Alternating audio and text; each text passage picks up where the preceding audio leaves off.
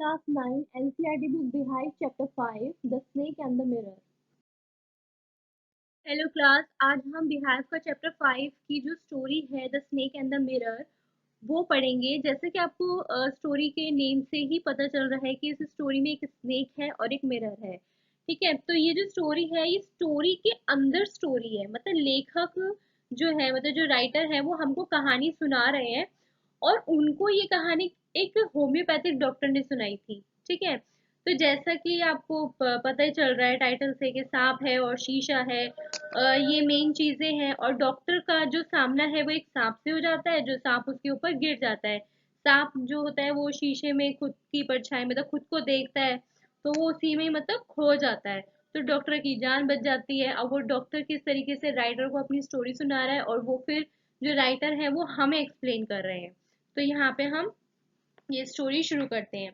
तो homeopathic doctor जो है वो कहानी सुनाता है और राइटर और जो बाकी दूसरे लोग हैं वो उनसे पूछता है कि क्या कभी किसी को कोबरा सांप ने लपेटा है। अब यहाँ पे आप ध्यान दो कि जो होम्योपैथिक डॉक्टर है वो अपने संग घटी हुई घटना जो है वो राइटर को और साथ ही साथ ग्रुप में और लोग भी बैठे हुए हैं। ठीक है, कुछ और लोग भी हैं जो इस कहानी को सुन रहे हैं।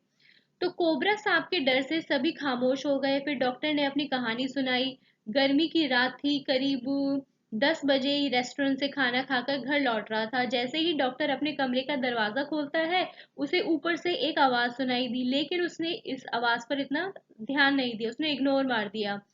कोई वह ऐसी आवाजों का आदी था क्योंकि उसे अक्सर ऐसा शोर जो था वो सुनाई रहता रहता था। ये चूहों का शोर था। उसके कमरे में बहुत सारे चूहे थे, इसलिए उसे शोर की, इस तरह के खटपट की आदत थी। डॉक्टर के कमरे में रोशनी नहीं थी, इसलिए उसने क्या करा, माचिस से मिट्टी का दीपक जलाया और उसने एक छोटा सा कमरा किराए पर ले रखा था। अब उन्होंने एक छोटा सा कमरा जो था वो किराए पर ले रखा था। उन्होंने अभी अभी अपनी मेडिकल प्रैक्टिस शुरू की थी, इसलिए उनकी जो कमाई थी, जो इनकम थी, वो इतनी ज्यादा नहीं थी, इसलिए वो गंदी हालत में, मतलब इतने इस तरीके से रह रहे थे। उसने राइटर को बताया कि उसके बैग में सिर्फ 60 रुपए हैं। इसके अलावा उन्होंने कहा कि उनके पास पहनने के लिए कुछ शर्ट और धोती है। उसके पास काले रंग का कोट भी था जो उसने उस इंसिडेंट के टाइम पर पहना हुआ था। अब जो डॉक्टर है वो ये बता रहा है कि इंसिडेंट वाले दिन उसने जो पहना हुआ था और जब वो रेस्टोरेंट से आता है तो वो क्या करता है। उसने अपना कोट, शर्ट और अपनी बनियान उतार दी। उसका कहना है कि बनियान इतनी सफेद नहीं थी, यानी कि वो गंदी थी। फिर उसने खिड़कियां खोल दी। उसने जो कमरा किराए पर ले रखा था वो घर के बाहर की तरफ था और कमरे की एक दीवार जो थी वो बगीचे की तरफ थी। छत पर टाइलें लगी हुई थी और गैबल को बीमों के थ्रू, मतलब एक तरीके से सहारा दिया गया था। कमरे के अंदर कोई छत ही नहीं थी। जिस बीम पर गैबल टिका हुआ था वो चूहों से भरा था, जो कि उसके जरिए वो कमरे के अंदर और बाहर आते जाते रहते थे और उसी की खटपट की आवाजें वो आती रहती थी, जिसका वो डॉक्टर आदी था।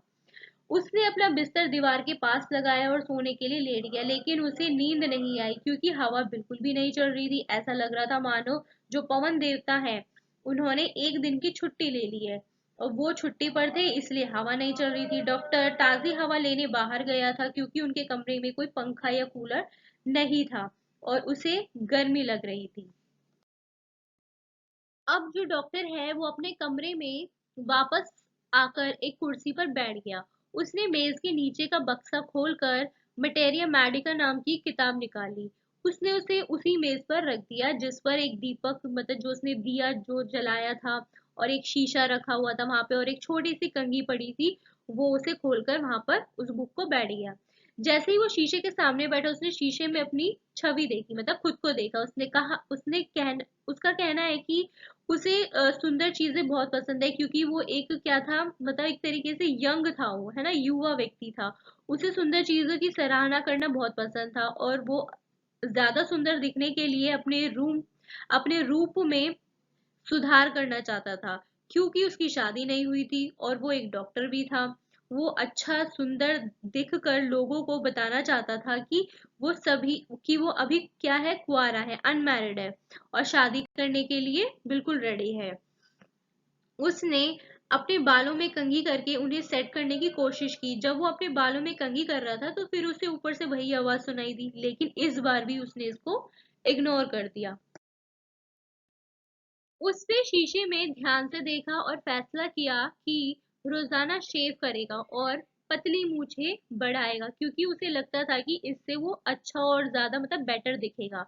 डॉक्टर फिर से दोहराता है, अपनी ही बात को फिर से रिपीट करता है कि उसकी शादी नहीं हुई थी और वो एक डॉक्टर भी है, इसलिए उसे सुंदर दिखना चाहिए ताकि उसे अपने लिए एक अच्छा साथी मिल सके।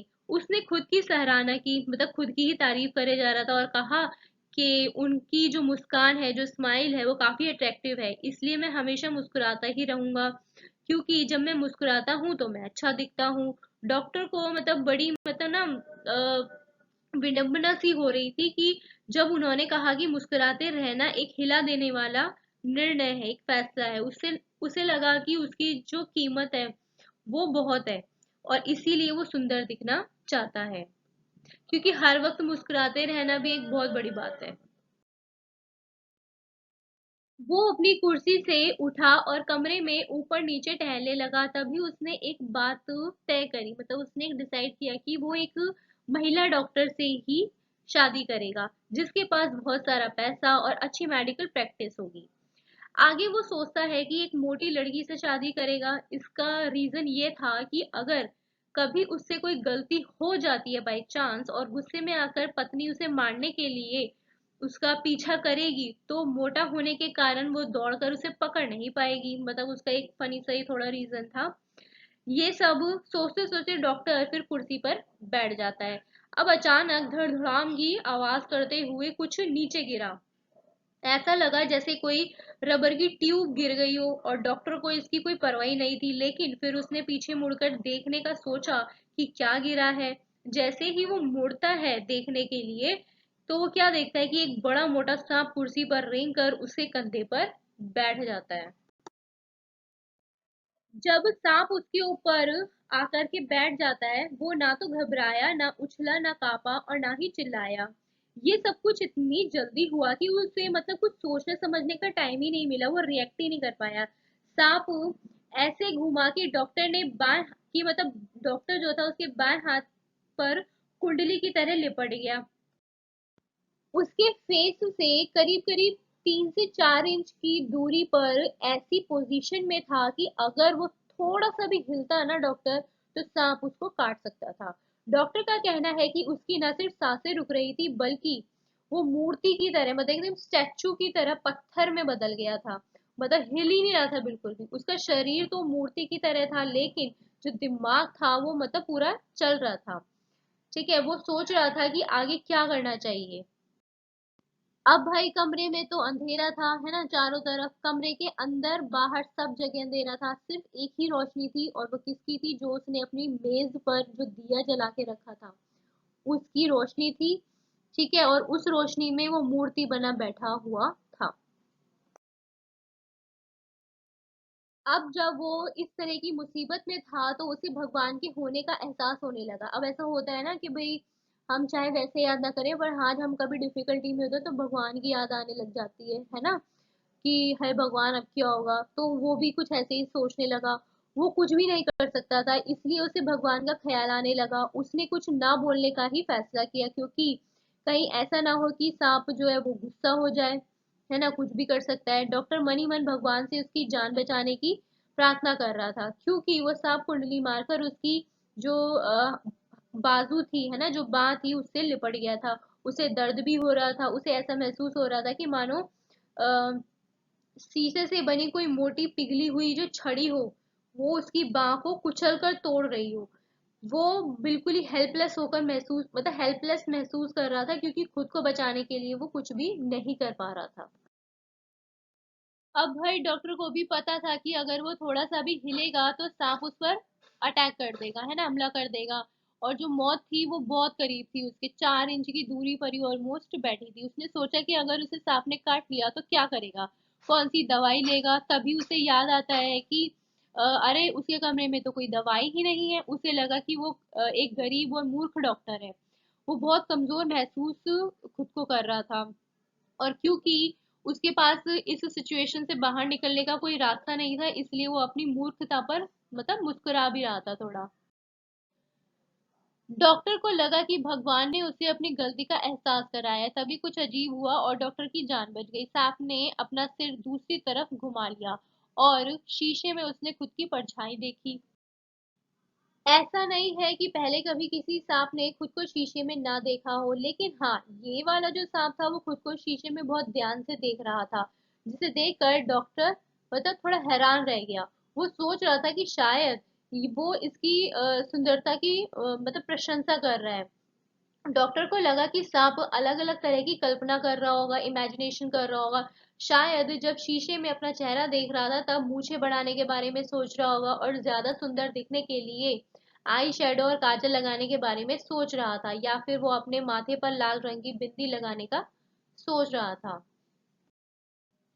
अब भाई सांप तो अब खुद को शीशे में देखकर या खुद के रिफ्लेक्शन को देखकर चाहे जो भी सोच रहा हो, है ना, लेकिन जो डॉक्टर था उसके माइंड में कुछ अलग ही थॉट्स आ रहे थे सांप को लेकर। डॉक्टर को ये नहीं पता था कि ये नर सांप था या मादा, मतलब कि वो फीमेल स्नेक था या फिर मेल।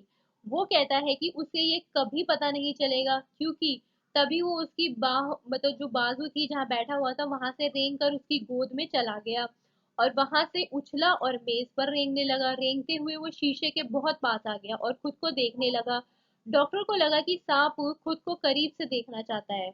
डॉक्टर जो पत्थर की मूर्ति बना हुआ बैठा था, सांप के नीचे उतरते ही उसकी जान में जान आई। जैसे ही वो उसकी गोद से बाहर निकला तो डॉक्टर जो था वो खड़ा हो गया चेयर से। अब तक उसने सांप के डर से अपनी सांस रोक रखी थी, लेकिन अब वो चुपचाप दरवाजे से बाहर चला गया, फिर बगीचे में कूद कर भाग गया। डॉक्टर की जो कहानी जो लोग सुन रहे थे, सभी लोगों को राहत मिली और जब पता चला कि वो बच गए तो उन्होंने भी बड़ी गहरी सांस ली। तभी उस ग्रुप में से किसी ने उनसे पूछा कि क्या उनकी पत्नी मोटी है। अब जो हमारे होम्योपैथिक डॉक्टर साहब थे उनके भी बड़े वियर्ड से थॉट्स थे, है ना, कि वाइफ मोटी होनी चाहिए और उसका रीजन भी बड़ा फनी सा दिया। तो अब जैसे उनके थॉट्स थे वैसे ही उनके पास उनकी कहानी सुनकर जो उनकी कहानी सुन रहे थे वो लोग उनसे उसी तरीके के सवाल पूछ रहे थे। अब जिसने उनसे पूछा कि क्या आपकी बीवी मोटी है, तो उन्होंने वो जवाब देते हैं डॉक्टर के नहीं, उसकी पत्नी नरकट के पौधे की तरह पतली और लंबी थी, क्योंकि भगवान नहीं चाहते थे कि उसकी पत्नी मोटी हो, इसलिए वो पतली थी और तेज भी दौड़ सकती थी। तभी एक दूसरे व्यक्ति ने उनसे पूछा कि क्या सांप ने उनका पीछा किया है। डॉक्टर ने कहा वो तब तक दौड़ता रहा जब तक कि वो एक दोस्त के घर नहीं पहुंच गया। वहां उन्होंने तेल मालिश की, नहाया और साफ कपड़े पहने। उसे नहीं पता था कि सांप ने उसका पीछा किया है या नहीं किया, क्योंकि वो तो भागता ही चला गया था अपने दोस्त के घर, क्योंकि उसने पीछे मुड़कर देखा ही नहीं। अगले दिन सुबह 8:30 बजे डॉक्टर अपने दो दोस्तों के साथ वहां से अपना सामान लाने के लिए कमरे में गए। तो देखा क्या उन्होंने कि कमरे में ज्यादा सामान ही नहीं था और किसी ने ज्यादातर चीजें चुरा ली थी, लेकिन एक चीज छोड़ गया था। उसने सोचा कि जो चीज वो छोड़ गया है वो उसका अपमान करने के लिए है। अब कहानी सुनने वाले जो लोग थे उनको भी बड़ी क्यूरियोसिटी हो रही थी कि भाई जो चोर थे या जो भी कोई सामान ले गया था उसके कमरे से वो छोड़ के क्या गया था जब सारा सामान ले गया। तो राइटर ने डॉक्टर से पूछा। अब जो राइटर है जो हमें कहानी सुना रहे हैं वो डॉक्टर से पूछते हैं कि वो कौन सी चीज थी जो चोर छोड़ गया। तो डॉक्टर ने जवाब दिया कि उसने उसकी बनियान छोड़ दी जो गंदी थी और दीवार पर लटकी हुई थी। उसका कहना था कि शरारती चोर इसे अपने साथ ले जा सकता था, साबुन से धो सकता था और इसका इस्तेमाल भी कर सकता था। किसी ने डॉक्टर से पूछा कि क्या उसने अगले दिन सांप देखा था। उसने हंसते हुए आंसर किया कि उस रात के बाद उसने वो सांप कभी नहीं देखा। शायद सांप अपनी ही खूबसूरती में ज्यादा मग्न था, तभी तो उसने शीशे में इतने ध्यान से खुद को वो देख रहा था। सो क्लास ये थी story the snake and the mirror. और इस स्टोरी के जो राइटर है वो है बैकम मोहम्मद बशीर, जिसको ट्रांसलेट करा है, translated from the Malayalam by V Abdullah. Do like, share and subscribe and keep watching. Thank you.